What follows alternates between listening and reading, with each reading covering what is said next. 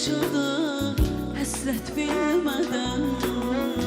Qəfil aramızdan əsli bir külək, bilməzdik kim oldu tərk edib gedən.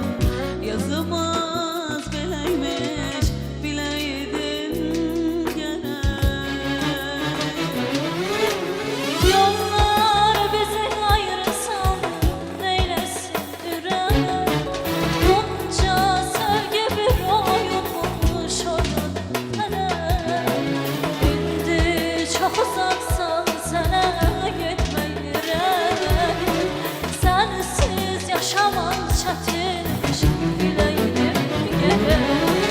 Yollar bizi ayrı saldı, neyləsin ürək? Onca sevgi bir oyunmuş oynadı hərək. İndi çox uzaqsan sənə yetməyərəlim. Sənsiz yaşamaq çətinmiş, biləydin gərək. Öyünmə çox gözəlim, çox da gözlərin qaradır.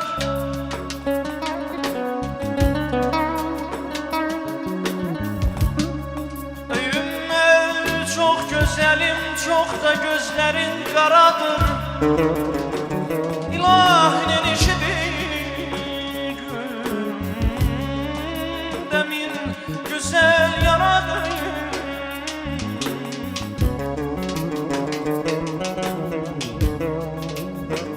Bu canı severim, özgə bir şeyim yoxdur.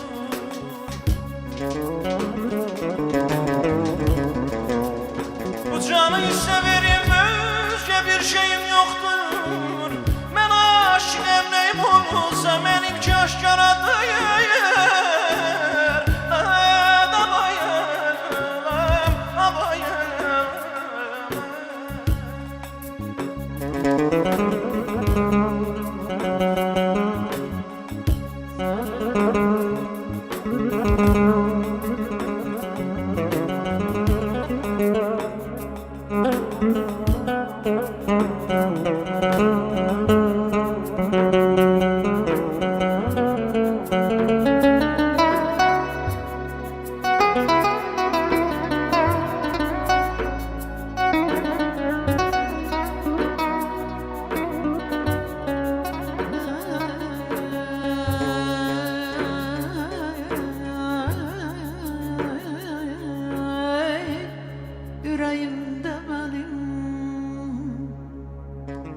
Yüreğimde benim bir arzum var Xudadan. Cavanlar xətadan uzaq olaydı.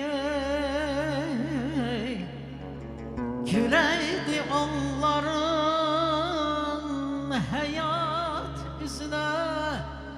Cavanlar xətadan, baladan uzaq olaydı. Gerəkdi gözəllər işvəylə nazlan, nəğmə deyəydilər gözəl avazla.